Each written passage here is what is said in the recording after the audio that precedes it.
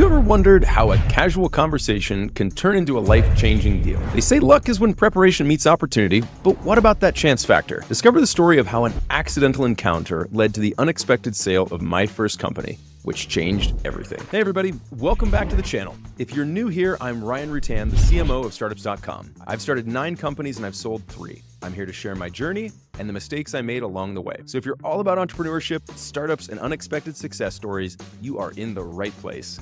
Don't forget to hit that subscribe button for more content just like this. So I told you I would share the accident that led to the sale of my company, but there were actually 2 accidents involved in this story. The first one was starting the company at all. It was a total accident. I ran into a friend of mine in the halls at my university who said, "Hey, computers, right?" I went, "Yeah, sure." He said, "Hey, could you build us a website for our company?" "Hey, sure." I had no idea what I was doing, but I went home, I learned. About a week later, I had finished the site, I'd gotten paid, and somehow it accidentally landed my first client for what would become my web design development and technology agency. The second accident occurred a couple years later in exactly the same university. At this point, the university was a client, and I was sitting in on a departmental board meeting as a technology advisor. At that point, after the meeting, I'm pulled aside by the CTO, the then CTO of a major national insurance company, who wanted to know more about this HTML email thing that I had been presenting to during the board meeting. Little did I know that they would become one of my biggest clients, which ultimately led to my acquisition by a company who wanted them as a client. And rather than try to win their business, they bought me and got their business by default. That's all, folks. So let's go all the way back to the beginning of the story here. Not the beginning of the company, but the beginning of the story of the sale of the company. I didn't even know this was possible. I was so young, I'm 22 at this point, so naive about how businesses are actually built, grown, sold, any of it, right? I had just been trying my best to build a good company that delivered good results for good clients, keeping my team happy, doing all the things that I should be doing just to build a good business.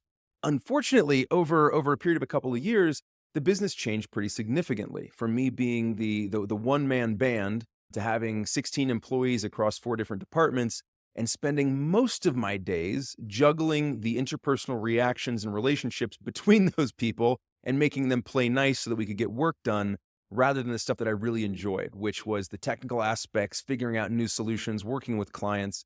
At that point, the only time I was working with clients was when there was somebody who was really dissatisfied with something. And so my day had gone from being like this beautiful, creative, and inventive process into a series of shit shows where I was just dealing with other people's problems. And so I had become a little disenfranchised with the business. But this was a point where, again, I was so young, so naive about what the possible outcomes were. I didn't know you could sell a company. I didn't know that I could just wind one down. So here I am facing this internal challenge. I don't just mean the company, internal to me. I was conflicted and not enjoying running this business anymore, but didn't know that I could sell it, didn't know that I could wind it down because of all the emotional barriers and burdens. I employed a bunch of my friends. I had built an ego around this thing. This was my identity at this point. And so the idea of just stopping doing it didn't make any sense. So when I was approached by someone who was interested in buying the company, because what they really wanted was my client portfolio, I was completely taken off guard. I had no idea that this was a possibility. 2 super critical learnings that I took away here. 1, companies are bought, not sold. And number 2, if you are really that dissatisfied with what you're doing with your business, you do have options, including just stopping running that business. Because at some point, had I not accidentally sold my company, I would have accidentally run myself straight into the ground. Let me unpack what I mean by companies are bought, not sold. When we're running a business, and there's some time that this moment comes along, and keep in mind, this is 20 years ago. I don't have the options that you have today. I don't have Acquire.com.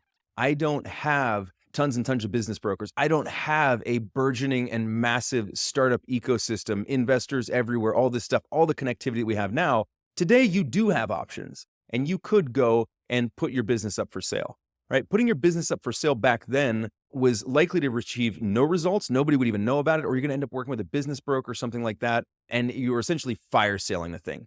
That said, I didn't even know that was an option back then. The options we have available to us today, significantly different. Look, the core takeaway here is that we don't always orchestrate or create our opportunities directly. I indirectly created the opportunity by building a good business, staying focused on keeping my teams happy, keeping my clients happy, and doing all the things I should to build a good business. Good businesses get bought.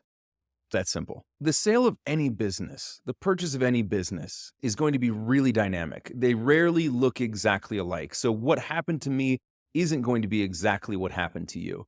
But I think there's a core takeaway here that in order to create the opportunities to sell a business or to have your business bought, we're not intentionally driving towards that outcome. I wasn't. I was driving towards building a good business that took care of my people, took care of my clients, and tried to create the best outcomes possible.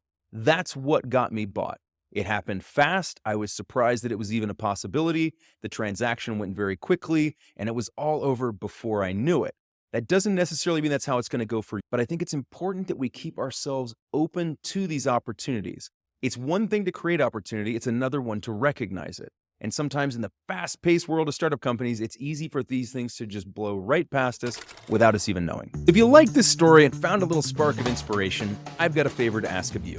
Hit that subscribe button because that fires us up to share more stories like this. Until next time, keep your eyes open for those unexpected turns. They might just lead to your next big adventure.